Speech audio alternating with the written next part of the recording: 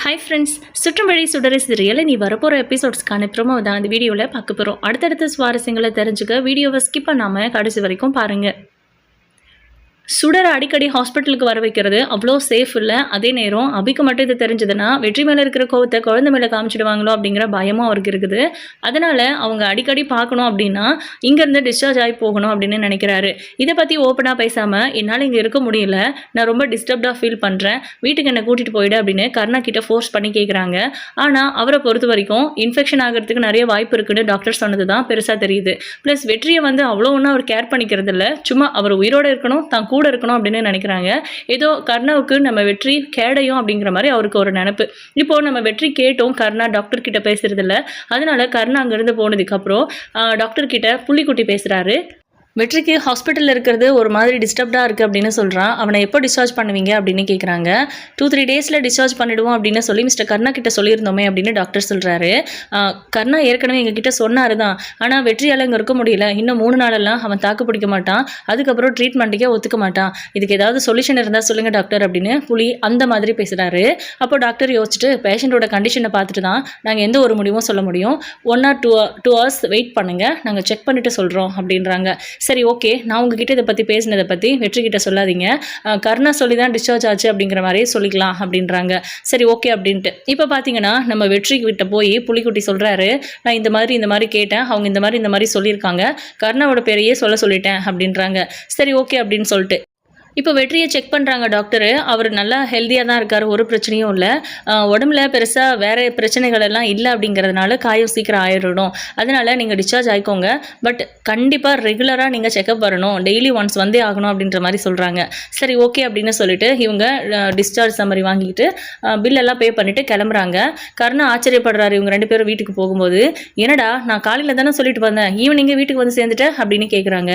இல்லைண்ணே, டாக்டர் கிட்ட பேசணும், வெற்றிக்கு ஒரு மாதிரியா இருக்கு அப்படின்னு டெய்லி வந்து செக்அப் பண்ணிக்கிட்டா ஒன்றும் பிரச்சனை இல்லைன்னு சொல்லிட்டாங்க, இவனுக்கு வேற எதுவும் உடம்புல பிரச்சனை இல்லை அப்படிங்கிறதுனால சீக்கிரமா சரியாயிரும்னு சொல்லியிருக்காங்க அப்படின்றாங்க. நானும் இதைத்தான் டாக்டர் கிட்ட பேசினேன், நான் பேசும்போது அவர் ஒத்துக்கலையே அப்படின்றாங்க. அதெல்லாம் பேசுற விதத்துல பேசினேன்னு ஒத்துக்கிட்டாங்க அப்படின்றாங்க. என்னடா லஞ்சம் ஏதாவது கொடுத்தியா அப்படின்னு. என்னென்ன இப்படியெல்லாம் பேசுறீங்க, ஒருவேளை அந்த மாதிரி லஞ்சமே கொடுத்தா கூட பேஷண்ட் விஷயத்துல இவ்வளோ ரிஸ்க் எடுப்பாங்களா டாக்டரு, அந்த மாதிரிலாம் எதுவும் இல்லை, செக் பண்ணாங்க ஓகே அப்படின்ற மாதிரி தோணுச்சு, அதனால தான் அப்படின்றாங்க. சரி ஓகே அப்படின்னு இப்போ பார்த்தீங்கன்னா திவ்யா வந்து வெற்றி நீங்கள் நல்லா இருக்கல, உனக்கு ஒன்றும் இல்லைல்ல அப்படின்ற மாதிரி ரொம்ப கேராக விசாரிக்கிறாங்க. நீங்கள் 2 பேரும் பேசுறது பழகிறதெல்லாம் பார்த்தா பொதுவாக வெளியிலேருந்து பார்க்குறவங்க உங்களை ஃப்ரெண்ட்ஸ்ன்னு நினைக்க மாட்டாங்க, லவர்ஸ்ன்னு நினைப்பாங்க அப்படின்னு கர்ணா சொல்கிறாரு. அதை பற்றி மட்டும் பேசாத கர்ணா அப்படின்னு கடுப்பாகிறாரு வெற்றி. அப்படி திட்டிட்டு அவர் பாட்டுக்கு ரூமுக்கு போயிடுறாரு.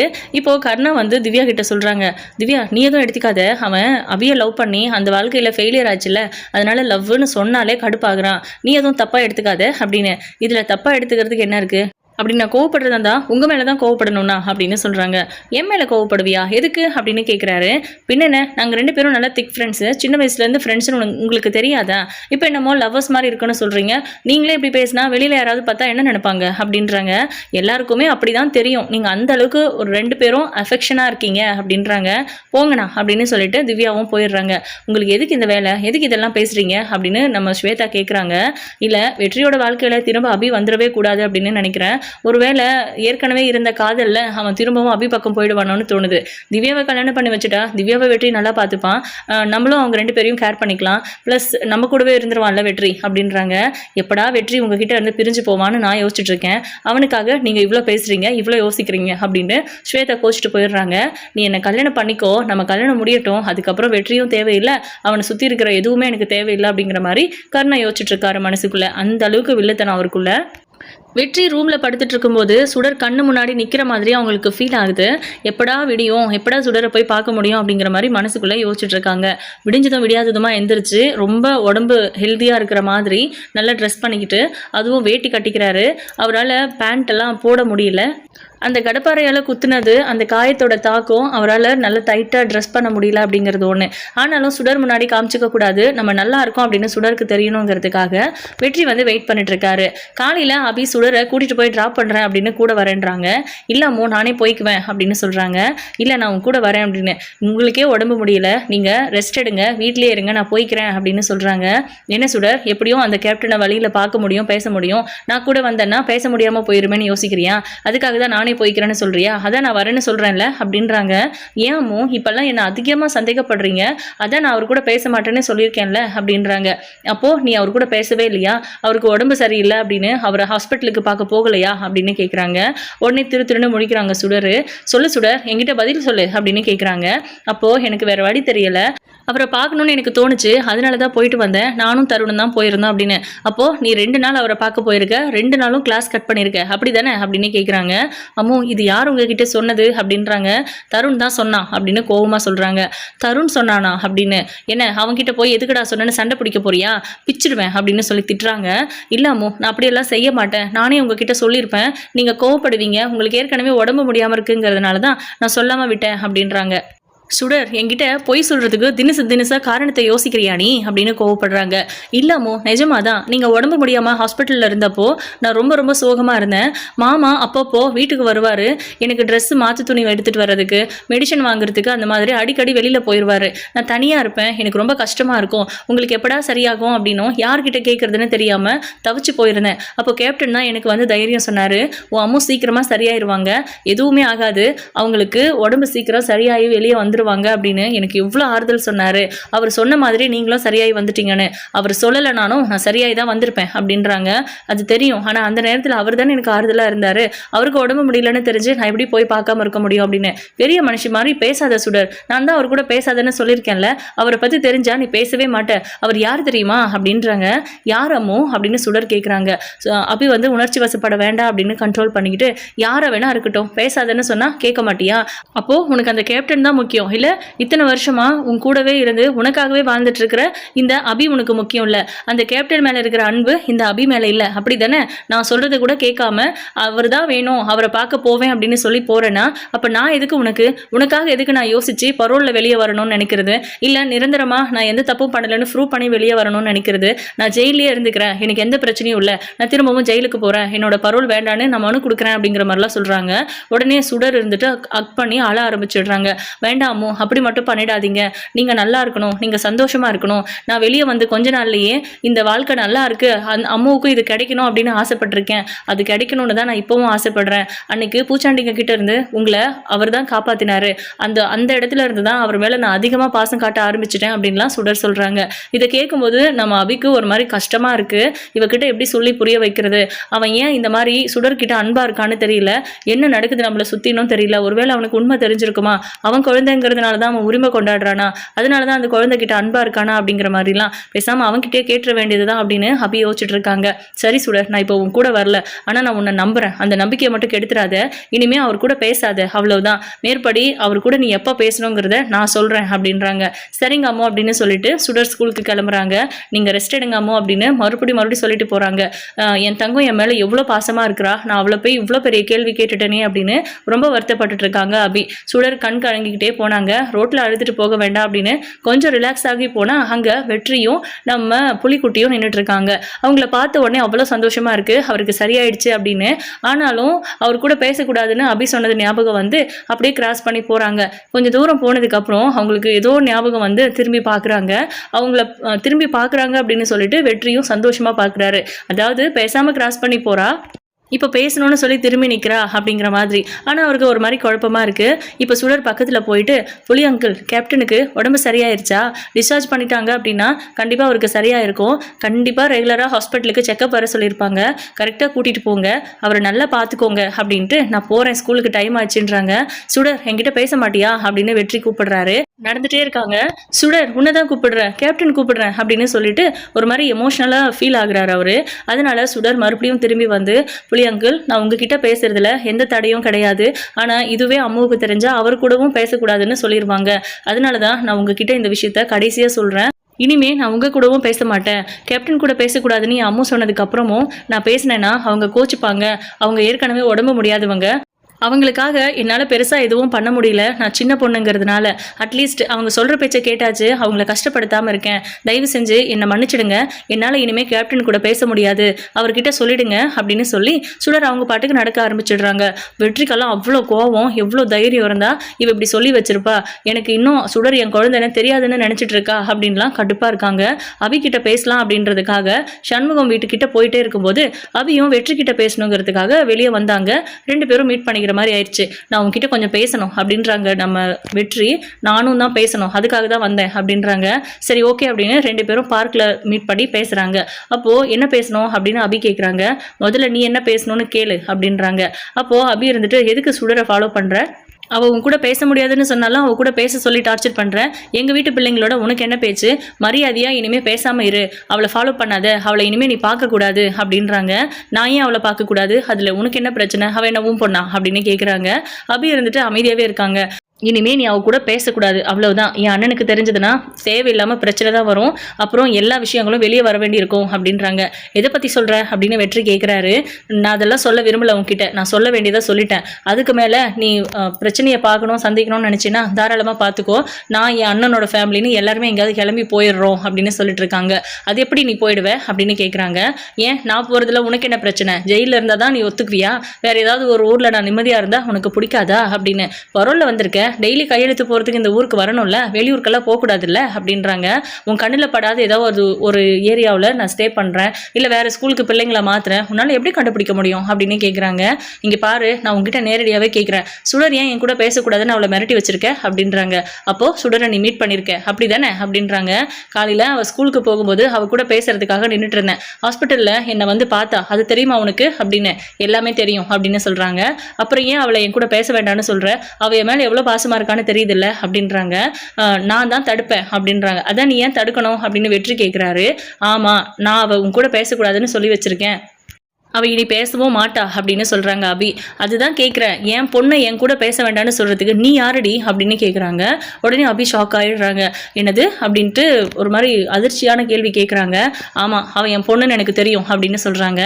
இல்லை, நீ ஏதோ தப்பாக புரிஞ்சிட்ருக்க அப்படின்னு. போதும் நிறுத்து, எல்லாமே எனக்கு தெரியும். அன்னைக்கு கர்ணாவோட ஆளுங்க உன்னை கடத்தி வச்சிருந்தப்போ நான் தான் காப்பாற்றினேன். நான் உனக்கு தெரிஞ்சிடக்கூடாதுங்கிறதுக்காகவும் கர்ணாவோட ஆளுங்களுக்கு நான் தெரிஞ்சாலும் பிரச்சனை ஆகிடும்னு சொல்லி நீ தான் அங்கே இருக்கிறதுன்னு தெரிஞ்சிருந்தோம் சுடருக்காக நான் உன்னை காப்பாற்றினேன். அன்னைக்கு தான் நீயும் அவளும் அம்மா பொண்ணுங்கிறதே நான் தெரிஞ்சுக்கிட்டேன். அவள் ஏன் பொண்ணு தானே அப்படின்றாங்க.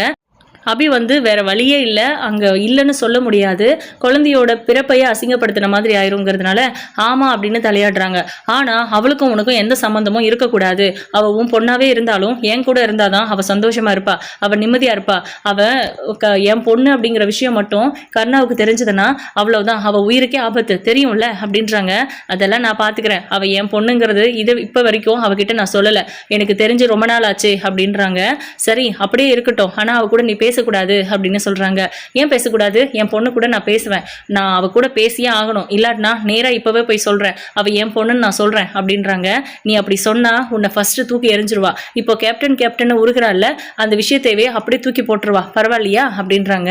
என்ன உளர்ற நீ அப்படின்னு.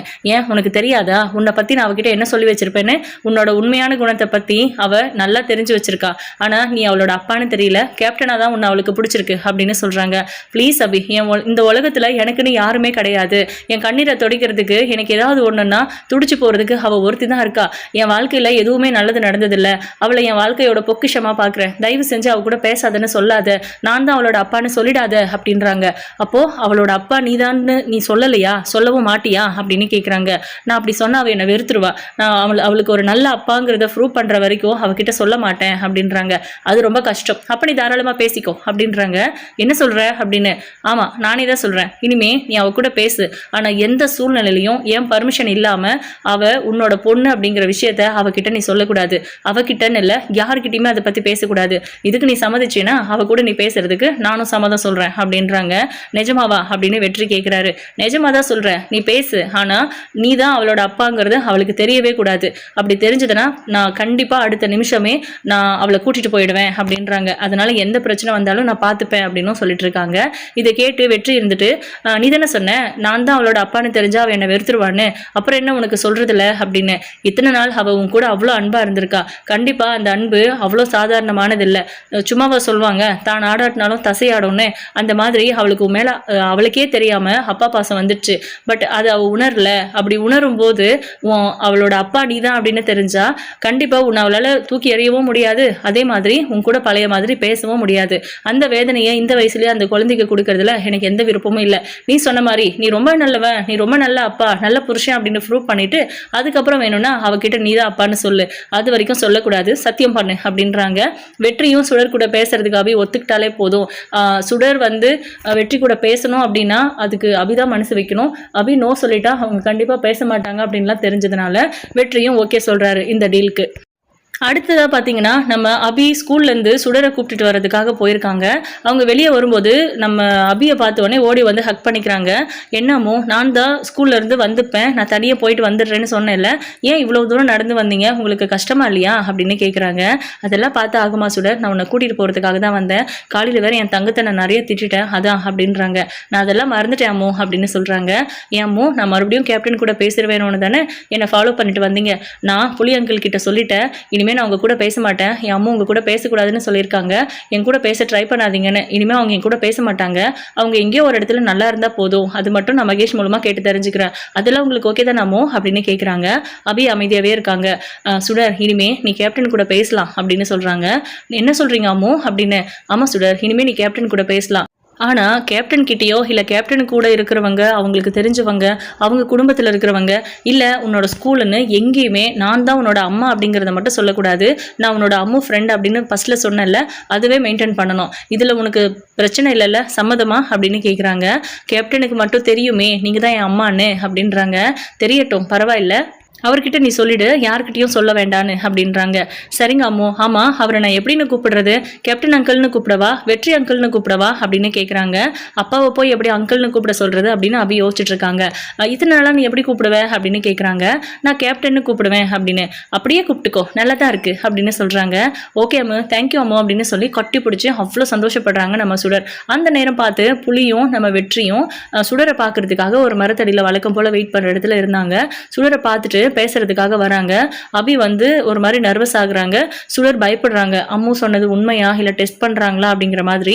அம்மு, கேப்டன் வராரு, அவர் என் கூட பேசதான் வராரு, நான் பேசட்டுமா அப்படின்னு. பேசுடா அப்படின்னு சொல்லிடுறாங்க. இப்போ பார்த்தீங்கன்னா அது வெற்றி சுடரை பார்த்த உடனே ஹக் பண்ணிக்கிறாரு. ஃபர்ஸ்ட்டு காயம் ஆறிடுச்சா கேப்டன் அப்படின்னு கேட்குறாங்க. காலையில் மட்டும் பேசாமல் போனேன், இப்போ பேசுகிற அப்படின்றாங்க. காலையில் என்ன உங்கள் கூட பேசக்கூடாதுன்னு சொல்லியிருந்தாங்க, அதான் சொன்னனே, அதுக்கப்புறம் இப்போ அம்மு பர்மிஷன் கொடுத்துட்டாங்க, நான் உங்கள் கூட பேசலாமா இனிமே அப்படின்றாங்க. சரி ஓகே, ரொம்ப தேங்க்ஸ் அப்படின்னு சொல்கிறாங்க. அம்மாவுக்கு தேங்க்ஸ் சொல்லுங்கள் கேப்டன் அப்படின்றாங்க. அபியை பார்த்து தேங்க்ஸ் அப்படின்னு சொல்கிறாங்க. பரவாயில்ல அப்படின்னு அபி சொல்கிறாங்க. ஸோ இனிமேல் அடிக்கடி அபி, வெற்றி, சுடர் 3 பேரும் சந்திச்சுக்குவாங்க. இவங்க 2 பேரும் ஹஸ்பண்ட் அண்ட் ஒய்ஃபு.